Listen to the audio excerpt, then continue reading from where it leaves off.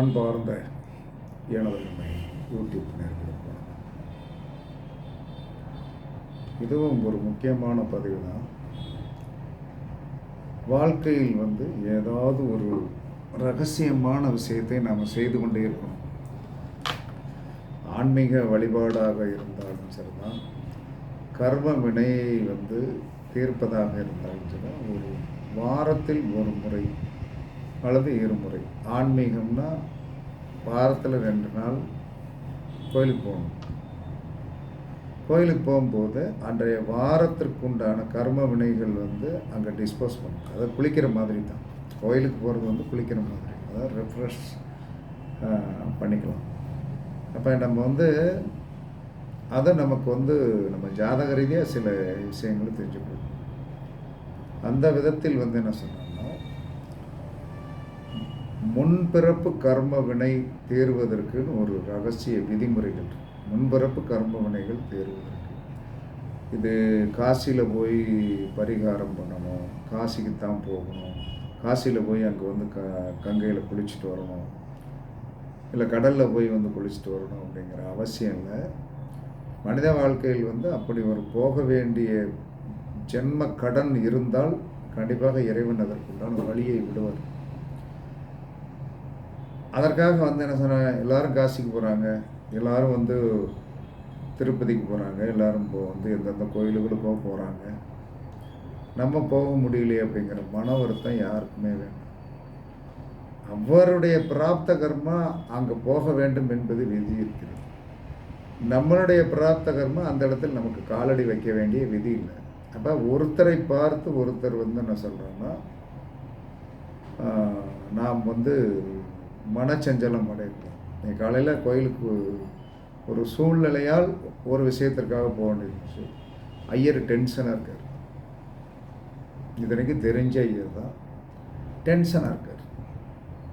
என்னத்துக்குன்னே தெரியல, வேர்த்து விறுவிறுத்து போயிருக்கார். ஆக அவர் டென்ஷனாக இருக்காரே அப்படின்னு சொல்லிட்டு நம்ம வருத்தப்படுவதெல்லாம் கூடாது. நம்ம ஒரு கர்மாவை ஒரு சூழ்நிலைக்காக ஒன்றை அழிக்க போயிருக்கோம். அது ஒரு திடீரென்று ஒரு கோயிலுக்குள்ளே போக வேண்டிய ஒரு நிர்பந்தம். அப்போ அவர் ஜாலியாக வரவேற்பார். ஏன்னா கோயிலில் ஒரு ஆள் கூட கிடையாது, கோயிலில் யாருமே கிடையாது. அப்போ அவர் நம்மளை ஜாலியாக வரவேற்பாருங்கிற எண்ணம் நமக்கு அந்த இடத்துல நம்ம வரக்கூடாது. அவர் என்ன டென்ஷனில் உட்காந்துருக்காரோ, எவனுமே கூட்டமில்லை, இன்றைக்கி என்ன பிழப்பு நடக்க போகுது அப்படிங்கிற வருத்தத்தில் இருந்தோம். அப்படி இருந்து நான் தட்டில் 100 ரூபா போட்டேன். அப்பையும் எனக்கு ஒரு சின்ன பூ கூட அவர் கொடுக்கல. ஆக நான் வருத்தமும் படலை. என்ன காரணம், நான் கர்மாவை இன்னைய கிழமையில் இன்ன நட்சத்திரத்தில் இன்னைக்கு நாள் நம்ம கரெக்ட் பண்ணணும்னு போகிறோம். அந்த நேரத்தில் நம்மளை யாருமே வரவேற்கக்கூடாது. நம்ம என்ன சொன்னோன்னா, கர்மா என்பது என்ன சொன்னால், நம்ம விட்டு அந்த கர்மா ஒரு சில தீர்க்க முடியாத கர்மாக்களை நம்ம தீர்ப்பதற்கு போகும்போது அங்கே வரவேற்பு இருக்கக்கூடாது. அது தவறாகிவிடும். அப்போ நம்ம அதை எப்பயுமே நீங்கள் எந்த இடத்துக்கு போனாலும் எதிர்பார்ப்போடு போகாதீர்கள். ஆனால் பிறர் எதிர்பார்க்காத மாதிரி ஒரு விஷயத்தை நீங்கள் செஞ்சுட்டு வந்துடும். அவன் 5 ரூபா எதிர்பார்த்த இடத்துல 50 ரூபாய் போட்டு வந்துடும். அப்போ அவனுக்கு என்ன தெரியுமா தெரியாது, தெரிஞ்சது தெரியலை. நீ சரியாக இருந்தாலும் இல்லாவிட்டாலும் என் கடன் சரியாக இருக்கும்பா அப்படிங்கிறத நம்ம உணர்த்திட்டு வந்துடும். அப்போ இந்த தீர்க்க முடியாத பிரச்சனைகள்லாம் தீர்ப்பதற்கு எத்தனையோ பேர் என்ன சொன்ன, காசிக்கு போயிட்டு ஒருத்தன் என்ன சொன்னான்னா 1.5 வருஷம் ஆச்சு, கல்யாணம் நடக்கலை. அப்போ காசி தவறா, காசி தவறா, காசிங்கிற அந்த ஸ்தலம் தவறா, இல்லை இவன் காசிக்கு போனது தவறா? அங்கேயும் போய் ஒரு அவவாதம் நடந்திருக்கு. அதை அவன் சொல்லும் போது அப்படியே என்ன செய்யறாங்களாம், பக்குங்குது. ஏன்டா சாமி இந்த அமைப்புலையா போய் பிறந்திருக்க அப்படின்ட்டு. அதெல்லாம் அந்த இடத்துல அந்நிய பாஷை உள்ள இடத்துல அவன் கூட்டு போன ஃப்ரெண்டுக்கும் அவனுக்குமே கிளாரிஃபிகேஷன் சண்டை வந்துடுச்சு. எப்படி இருக்கும்? அதே என்ன சொல்கிறான்னா ஆம்பளை ஃப்ரெண்ட் இல்லை, பொம்பளை ஃப்ரெண்டு. அதாவது ஒரு ஃப்ரெண்ட்ஷிப், தட்ஸ் ஆல். ஆணும் பெண்ணும் ஒரு ஃப்ரெண்ட்ஷிப். அவன் கேட்டது எதுவுமே தப்பாக கேட்கல. ஒரு ரூம் போயிருக்காங்க. பெண்கள் ஒரு பக்கத்தில் படுப்பதற்கு அறை இது ஹால் கொடுத்துருக்காங்க. இவர் ஒரு பக்கத்தில் கொடுக்குறது. இவர் நினைச்சிருக்கு அது கன்வீனியன்ட் இல்லைன்னா வேறு ரூம் பார்ப்போமா அப்படின்னு தான் சொல்லியிருக்காரு. இது ஒரு தப்பா?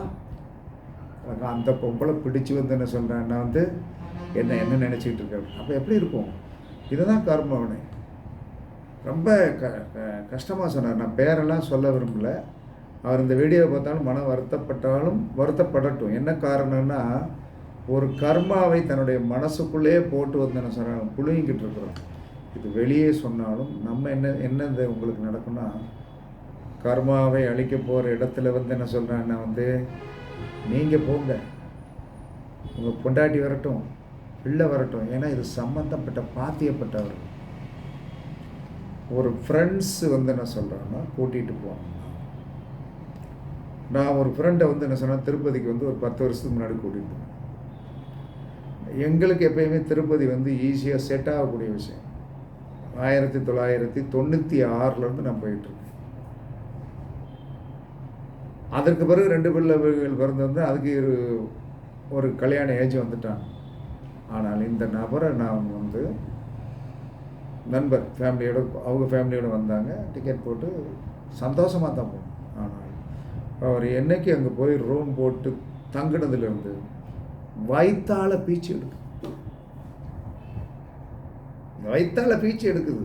எந்த நேரம் மலம் வருதுன்னு சொல்ல முடியல, அப்படி போய் சோர்ந்து போயிட்டார்.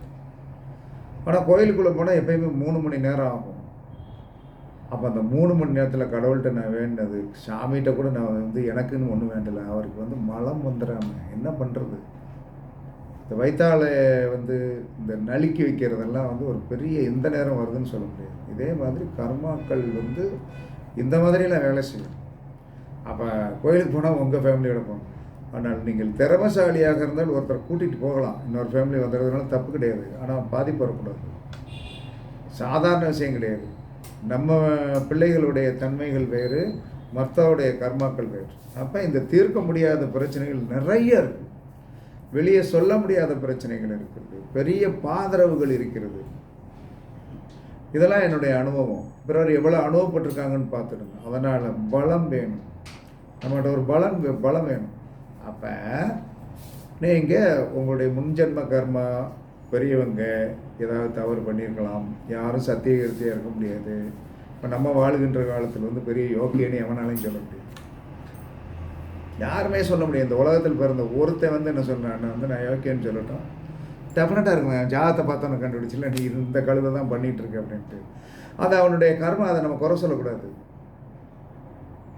நாய் மலம் சாப்பிடுகிறது என்று சொன்னால் அது அதுடைய விதி. பன்றி மலம் சாப்பிடுகிறது என்று சொன்னால் அது, அதை பார்த்து தோத்தோன்ட்டு போகக்கூடாது, கண்டுக்காமல் போகும். நாய் நம்ம போகிற நேரத்தில் சில நேரங்கள் நாய் கூட்டமாக புரட்டாசி மாதத்துலேருந்து என்ன பண்ணிகிட்டு இருக்குன்னு உங்களுக்கெல்லாம் தெரியும். அதையும் என்ன சொல்லியிருக்கான், கண்டுக்காமல் போன்றிருக்கும். ஏன்னா அந்த கர்மா உன்னை சாரும். நீ பார்க்குற அளவில் ஒரு பப்ளிக்கில் ஒரு அசிங்கம் நடந்துகிட்ருக்குன்னா அதுவும் நீ செய்த பாவத்தின் விளைவு எங்கே இதை பார்த்துட்டு தான் நீ போகணும் அப்படின்ட்டு. அப்போ இந்த மாதிரியெல்லாம் எனக்கு ஒரு பிரச்சனை இருக்கக்கூடாதுயா. நான் வாழ்க்கையில் என்ன சொன்னேன், ஜெனூனாக இருக்கிற காலத்தில் நிம்மதியாக இருக்கணும்னு நினைக்கிறவங்களுக்கு தான் இப்போ போட போகிற பதிவு. எதுக்கு இவ்வளவு 2 வரியிலே சொல்லிட்டு, 2 வரியிலாம் எதையுமே சொல்ல முடியாது. சாப்பிட்றது 4 வயலில் சாப்பிட்டோம்னா அதுக்கு மதிப்பே இருக்காது. நிதானம் உட்காந்து சாப்பிடணும். அதுதான் உங்களுக்கு எல்லாமே புரியும். கர்மா என்பது எப்படி சாடும், எப்படி வரும். அப்போ இதில் என்ன பிரச்சனைனா, நம்ம இதுக்கு தேவையான பொருள் ஒரு வெள்ளை பேப்பர், ஒரு தென்னங்குச்சி. இந்த விளக்க மாத்தில் இருக்கிற குச்சி எடுக்கக்கூடாது. ஃப்ரெஷ்ஷாக ஒரு தென்னை ஓலையை தென்னை ஓலையில் கட் பண்ணி ஒரு சான் நீளம், உங்கள் சாணுக்கு ஒரு சான் நீளம் நல்ல திண்ணமான தென்னங்குச்சி எடுத்துக்கணும். ஒரு சான் நீளம். ஆணாக இருந்தால் வலது கை, பெண்ணாக இருந்தால் இடது கைக்கு ஒரு சான். 2 சாணம் ஒன்றா தான் இருக்கும். அப்போ தென்னங்குச்சி எடுத்துக்கிடணும். நீங்கள் பிறந்த கிழமை அன்னைக்கு காலை 6 மணி சாயந்தரம் 6 மணிக்குள்ளே உங்களுக்கு எந்த டைம் வேணாலும் நீங்கள் வந்து இதை செலெக்ஷன் பண்ணிக்கோங்க. வடக்க பார்த்து உட்காரணும். தெற்கு சுவரில் வந்து என்ன சொன்னான்னா நல்லா சாஞ்சி உட்காந்துட்டு இந்த ஒயிட் பேப்பரில் A4 சைஸ் பேப்பரில் இந்த தென்னங்குச்சி இருக்கு இல்லையா, ஏன்னா இது பேனாட்டு எழுதக்கூடாது, பென்சில்ட்டு எழுதக்கூடாது, எதுட்டு எழுதக்கூடாது. ஒன்லி தென்னங்குச்சிக்கு எவ்வளோ பவர் இருக்குது அப்படிங்கிறது உங்களுக்கு இதனால் வரைக்கும் தெரியாது இல்லையா.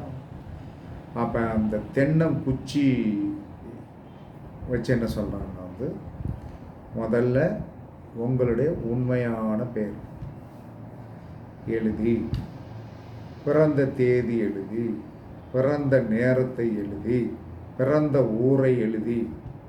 ஆனால் தென்னங்குச்சிட்டு எழுதும்போது நமக்கு என்ன தெரியும், எழுத்து தெரியாது, ஆனால் உணர்தல் நம்ம எழுதியிருக்கோம் அப்படிங்கிறத அதை கரெக்ட் பண்ணிக்கலாம். அப்போ உங்கள் உண்மையான பேர், date of birth, time of birth, place of birth, உங்கள் அப்பா அம்மா பேர், யாருக்கு பிறந்தீங்க, ஸோ அண்ட் ஸோ, இன்னார் தாய் ப்ளஸ் தகப்பன், இவர்களின் மகனாகிய அல்லது மகளாகிய நான் பிரபஞ்சத்திற்கு எழுதிக்கொள்ளும். பிரபஞ்சத்திற்கு வந்து எழுதிக்கொள்ளும் விண்ணப்பம் அப்படின்னு எழுதி ஒரு அண்டர்லைன் பண்ணி உங்களுடைய கோரிக்கை வந்து என்ன சொன்னாலும் கரெக்டாக 9 தான் இருக்கும். 9க்கு மேலே போகக்கூடாது. எப்பயுமே நவகிரகங்கள் வந்து 9. அப்போ 9 கோரிக்கை. எனக்கு இந்த கஷ்டம் தீரணும், அடுத்த கஷ்டம் 9 அப்படி நிதானமாக நம்ம வந்து ஒரு பச்சை பேனாவால் எழுதுனா எப்படி அந்த உணர்வோடு நம்ம வந்து அந்த தென்னங்குச்சியை வச்சு எழுதணும். எழுதி 9 பாயிண்ட்டு மட்டும்தான் போதும். 9 பாயிண்ட்டு அவ்வளோதான். நீங்கள் பிறந்த கிழமையில் இதை கரெக்டாக எழுதி திரும்ப வந்து என்ன சொன்ன நம்ம என்ன எழுதணும் அப்படிங்கிறத வந்து ஒரு அந்த பேப்பரை பார்த்து படிக்கிற மாதிரி நமக்கு தெரியும், நம்ம எழுதுனது நமக்கு தெரியும் இல்லையா. அதை திரும்ப வந்து படிச்சுட்டு நீட்டாக வந்து என்ன சொன்னாங்கன்னா அந்த பேப்பரை ஒரு மண்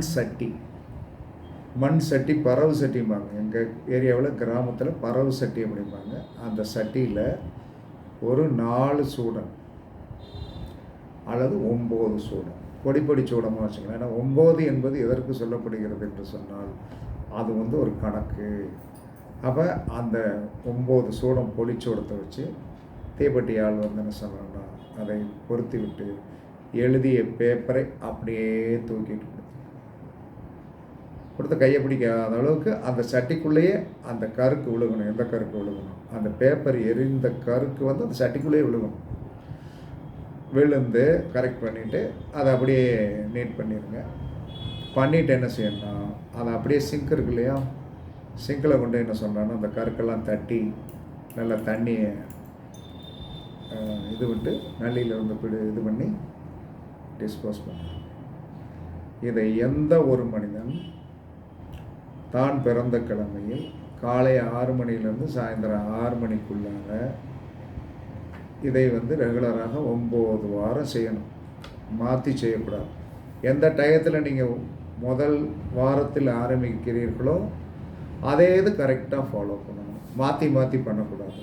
காலையில் 7 to 8 பண்ணிங்கன்னா ஓகே, சாயந்தரம் வந்து 5 to 6 பண்ணிங்கன்னா ஓகே, பகலில் 1 to 2 பண்ணிங்கன்னா ஓகே. உங்களுடைய இது தான்.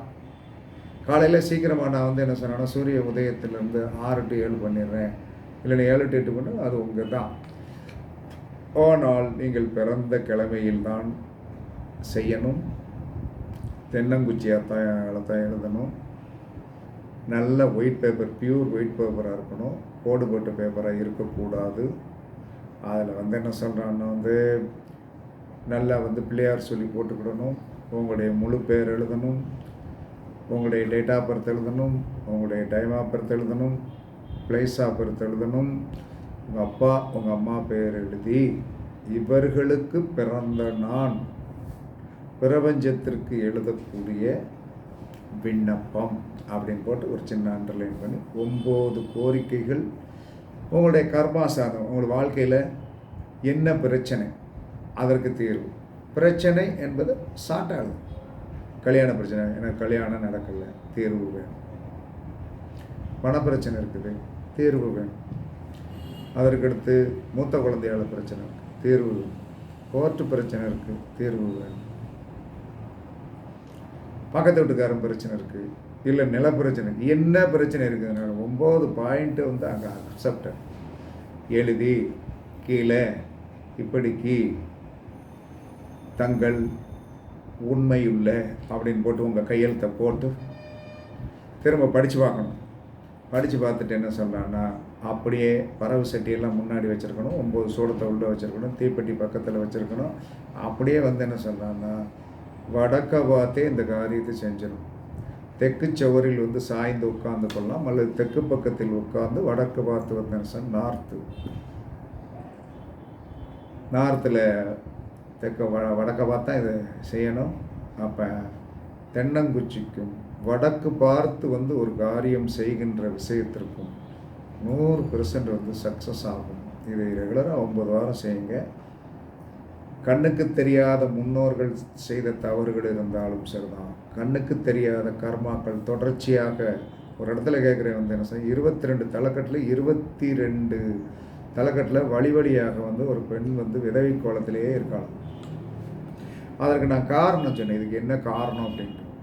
எந்த பயிலும் கேட்க மாட்டானா சார், நீங்கள் சொல்கிறத வந்து செஞ்சுருங்க அப்படின்னு சொன்னோம்னா கேட்க மாட்டானா சார் அப்படின்பா. கேட்கலன்னா ஒன்றும் பண்ண முடியாது. உன் பிள்ளைகள் 3 இருக்குது, அந்த பிள்ளைக்கு வந்து என்ன சொன்னா, ஒரு பிள்ளை வந்து பிரச்சனை வரக்கூடாது, அதனால் வந்து நான் சொல்கிறத செஞ்சிடறேன் சார் அப்படின்ட்டான். ஏன்னா அந்த வந்து பிரபஞ்சத்தோடைய ரகசியம் சில இருக்குது, அது வெளியே சில விஷயங்கள் சொல்ல முடியாது. நேரில் வந்தால் சில விஷயங்களை நான் பேசுவேன். ஏன்னா அதை வந்து பொது வழியில் பேசுவதற்கு எனக்கு வந்து அனுமதி இல்லை. வெறும் பொது வழியில் பேசுவதற்கு எனக்கு அனுமதி கிடையாது. எனக்கு பிரபஞ்சம் உத்தரவு கொடுக்கும். இப்போ இன்றைக்கி வந்து இந்த வீடியோ போட வேண்டும் என்பது விதி, போட்டாச்சு. யார் வேணாலும் பார்த்து பயனடையுங்கள், செய்து கொள்ளுங்கள். காசும் கிடையாது, பணமும் கிடையாது. ஒரு பேப்பர், தென்னங்குச்சி, 9 சூடம், ஒரு தீப்பெட்டி, ஒரு பறவை சட்டி. அதை வந்து என்ன சொன்னான்னா, பேப்பரை எரிச்சிட்டு வந்து என்ன சொன்னால், அப்படியே அந்த கருக்கை கொண்டு வந்து சிங்கில் போய் தட்டுங்க. தட்டி வந்து என்ன சொன்னான்னா, தண்ணீரை விட்டு என்ன சொன்னால் நல்லா டிஸ்போஸ் பண்ணிடுங்க. இதை 9 வாரம் உங்கள் பிறந்த கடமைகளை செய்யுங்க. 100% என்ன சொன்னான்னா தீரும். தேரலைன்னா தொடர்ந்து கூட கொஞ்சம் செய்யுங்க. திரும்ப 9 வாரம் தான், இடையில டிஸ்கன்டினியூ ஆகக்கூடாது. ஒன்று ஆரம்பித்தால் 9 வாரம், ஒரு வாரத்தில் நிறுத்தக்கூடாது அப்படின்றது சாஸ்திரத்தில் சொல்லப்பட்டுள்ளது. பயன்படுத்தி பாருங்கள், வெற்றி கிடைக்கும் எல்லோருக்கும். இதை செய்து கர்ம வினைகளை, முன்னோர் செய்த பாவங்களை வந்து உங்களுக்கு நீங்களே தீர்வு செய்து கொள்ளுங்கள் என்று கூறி உங்களிடமிருந்து விடைபெறுவது சிபி பாறை ஜோதிடர் சாதி ராகவன் ஜெயபாலாஜி. சுகமே சொல்க, சுகமே சொல்க. வாழ்க வளமுடன், வாழ்க வளமுடன்.